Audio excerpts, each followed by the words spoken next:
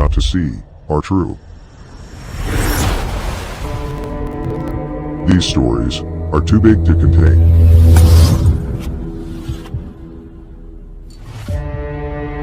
These visitations weren't random.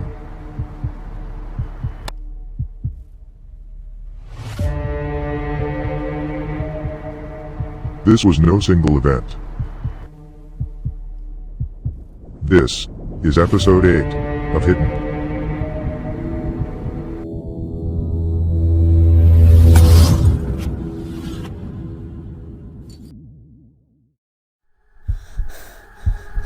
You should have been told. We all should have been told. But secrecy has a purpose.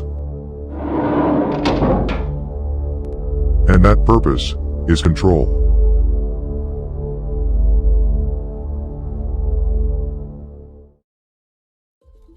The truth didn't disappear overnight.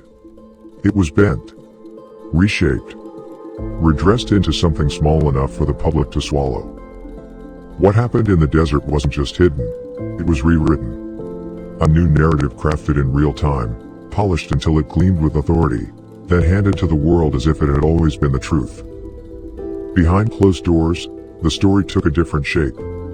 A shape too large, too strange, too dangerous to explain. So they didn't explain it. They buried it under the familiar.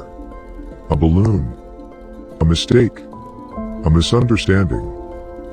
But the real secret wasn't the crash. It was what came after. Because in the years that followed, something impossible happened.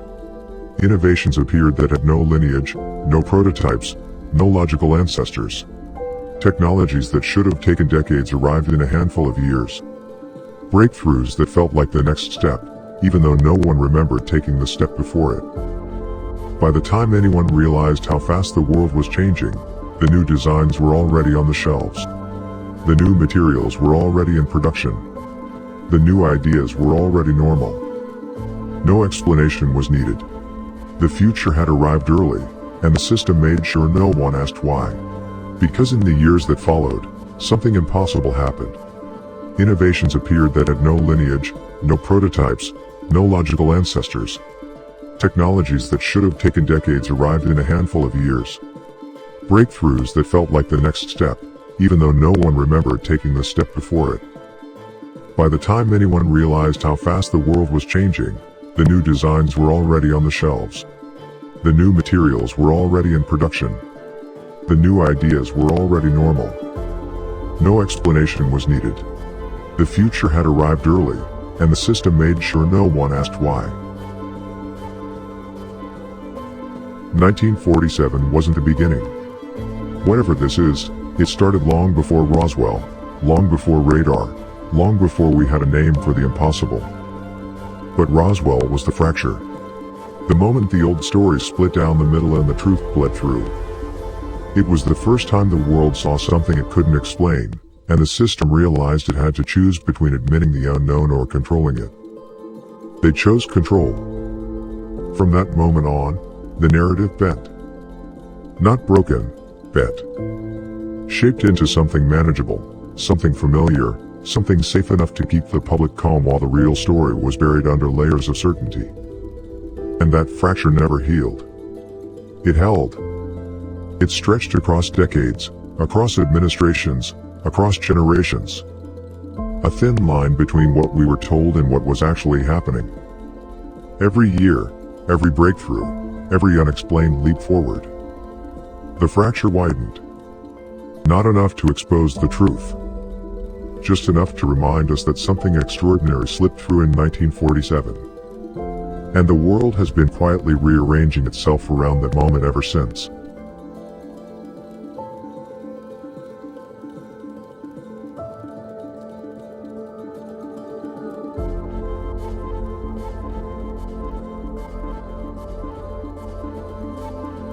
What happened next didn't look like a conspiracy. It looked like order being restored. Not by villains. Not by shadows. But by people who believed the world wasn't ready for what had fallen into their hands. The story didn't vanish. It was guided. nudged, redirected into safer territory. A new explanation was offered. Familiar, harmless, something the public could accept without losing sleep. No threats, no grand deception, just a quiet decision made behind closed doors. Some truths would do more harm than good. And so, the narrative bent. Rancher W.W. Brazel told the Roswell Daily Record that he discovered strange debris on the Foster Ranch weeks before the Army announced a flying disc. He described rubber strips, tinfoil, tough paper, and sticks scattered across a large area, nothing he could identify, but unusual enough that after hearing national reports about flying saucers, he wondered if the material might be related. When he brought the debris to Sheriff George Wilcox, the Army retrieved it, attempted to reconstruct it, and failed. Brazel said he never saw anything fall from the sky and had no idea what the object originally looked like. After the Army declared the debris a flying disc, Brazel found himself suddenly photographed, interviewed, and thrust into national attention. He told the paper he regretted ever mentioning the find, saying he would keep quiet if he ever discovered anything again short of a bomb.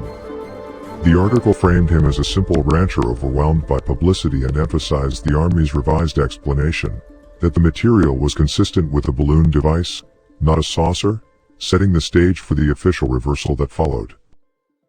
In the days that followed, two images emerged. Not officially, not publicly, but quietly, like whispers carried through locked hallways. The first was the body recovered at the debris field. Small, fragile, burned by forces we still don't understand. A form that looked almost familiar, and yet unmistakably wrong. The second appeared years later. A figure on a table, illuminated by harsh lights, surrounded by hands that moved with a mixture of precision and disbelief. Two moments separated by time, distance, and secrecy, yet bound by a symmetry too sharp to ignore. When the footage surfaced, the debris field recovery and the later autopsy, they were never meant to be compared. Different places, different hands holding the cameras. And yet, the bodies told the same story. Both subjects carried 6 fingers on each hand, 6 toes on each foot. Not a mutation, not an accident. A design repeated twice. Both showed the same injury on the right leg, the same break, the same trauma, the same collapse of structure, as if whatever force brought them down struck in the same way. Both appeared female. Not guessed. Not assumed. Evident in the proportions, the pelvic structure, the softness of the form. Both were found with their mouths open, frozen in the same final moment, not screaming, not gasping, but caught in whatever happened before the world reached them. The fingers. Long, delicate, identical in length and taper. The toes. The same strange extension, the same curvature. The legs and thighs. Matching in thickness, in proportion, in the way the muscles seemed shaped for a body built differently than ours. 2 bodies. 2 recordings. 2 eras. 1 silhouette. And then there were the men in the footage, the MPs, the soldiers, the handlers. Their faces didn't show fear. Not horror. Not grief. But curiosity. Excitement. The look of people witnessing something unprecedented, not the aftermath of a human tragedy. And in the first video, there were more casualties. And some that appeared to survive the crash, moving, breathing, reacting. If this were debris from a simple balloon, why were so many personnel on site? Why the urgency? Why the containment? Why the expressions that said they were seeing something the world had never prepared them for? The bodies didn't match the story. The reactions didn't match the story. The scale of the response didn't match the story. And the treatment of the man who discovered it didn't match the story. But the bodies matched each other. Please join us again next time for another revealing episode of Hidden. I'm your host, Art Frazier. The signal has been restored.